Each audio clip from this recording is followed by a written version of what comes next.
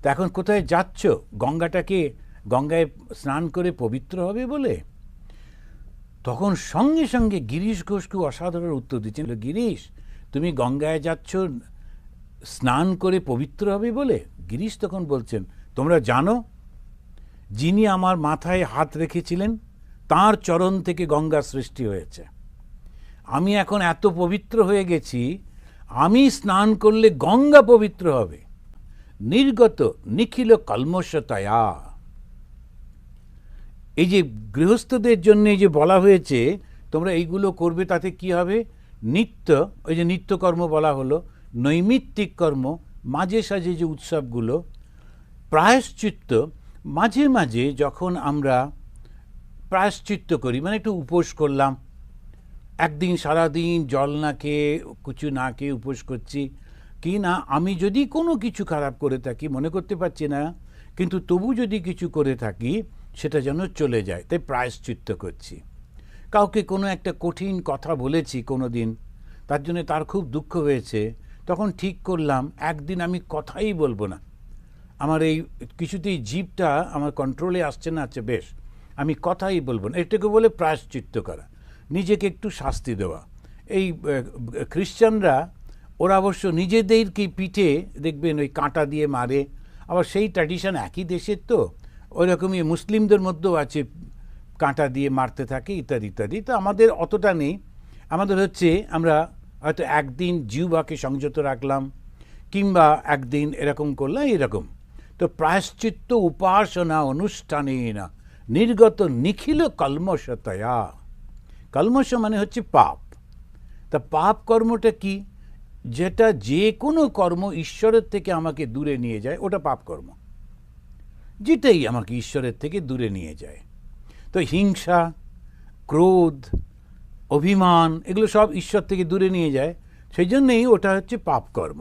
তা এইটা তো মুনিরা এইগুলো রেগুলার করেন, সেই জন্য তারা কীরকম? খুব শুদ্ধ। সৎকৃতম সুতম আসীনম। এইবারে ওরা ওই সুত ওকে পেয়ে তাকে ডেকে নিয়ে এসে ওকে বসালেন। তো আমাদের দেশে এইটা কিন্তু খুবই সুন্দর, কখনোই জন্ম নিয়ে জাতিটাকে দেখা হতো না।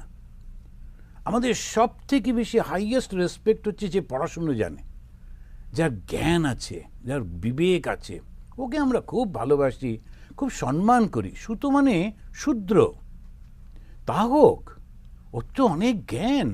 সুতরাং ঋষিরা তাকে ডেকে নিয়ে এসে বসাচ্ছে, বসিয়ে তার কাছ থেকে বলছে তুমি আমাদেরকে একটু ধর্মকথা বলো। তো ভেবে দেখুন, এই ছিল ভারতবর্ষ।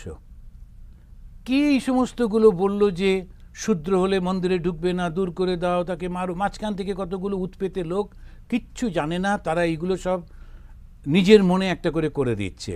আর যেহেতু হাতে একটু পলিটিক্যাল পাওয়ার থাকায় সমাজের মধ্যে মনে হচ্ছে যেন ওটার সঙ্গে কোনো সম্পর্ক নেই।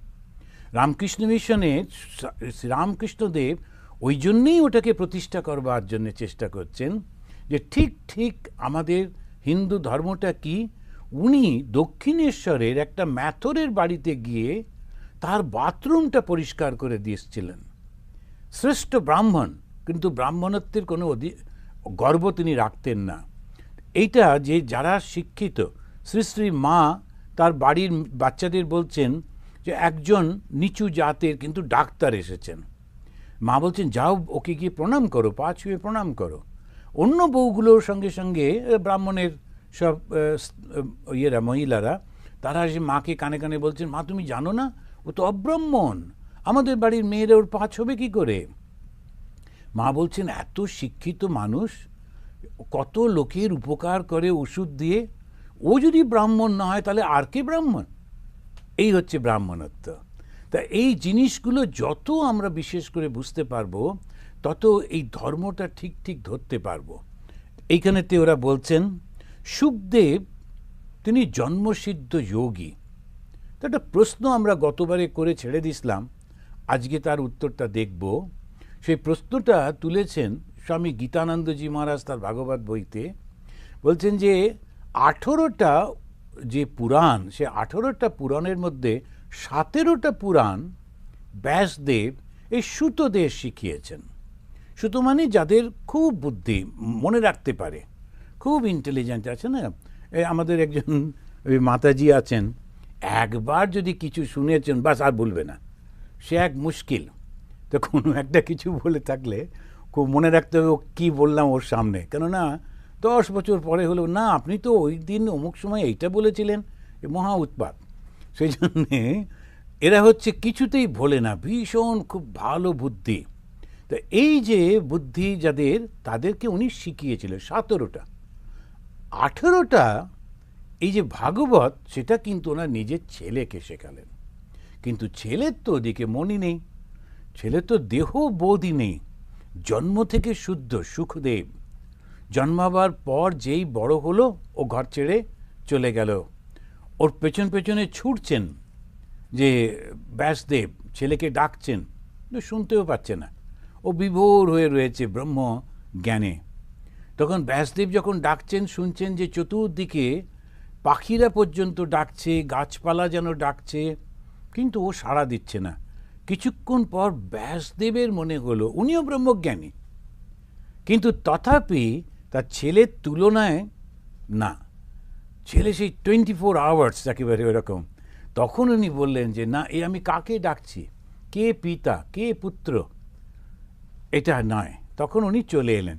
ওই সুখদেব জঙ্গলের মধ্যে চলে গেল, একটা গুহার মধ্যে থাকতো, সদা সর্বদা তপস্যা করত, ফলমূল খেত। তো সুখদেব একটু বড় হয়েছেন, 18-20 বছর বয়স। এইদিকে এই ভাগবত রচনা করেছেন কেন না, সেই সময় এগুলো আমাদের আরেকটু যদি ওরা ভালো করে লিখে দিতেন, তাহলে আমাদের সমাজের চিত্রগুলো পরপর বুঝতে পারতাম। এখন হলো কি, আগে ধর্ম বলতেই ছিল ব্রহ্মজ্ঞান, কেন ঋষিরা করত। তা এক ধরনের লোক কমপ্লিটলি ডেডিকেটেড ছিল, তারা শুধু ওই ধর্মটা নিয়ে থাকতো। সেইটা তারা রাজাদেরকে কন্ট্রোল করত, রাজাদেরকে বলতো তোমরা কখনো এরম করবে না, ওরম করবে না, মানুষের কষ্ট হয় এরম কাজ করবে না। রাজারা সেটা শুনে শুনে চলতো, সাধারণ লোক নিজের মতো থাকতো, ওদের মোটামুটিভাবে ধর্মটা ঠিকই ছিল। তা সত্য যুগে, ত্রেতা যুগে চলে গেল, এবারে দ্বাপর যুগ শেষ হয়ে যাচ্ছে। কৃষ্ণ ছিলেন, কৃষ্ণের ভয়ে তবু অনেক লোক তারা ধর্মটা সব মানত।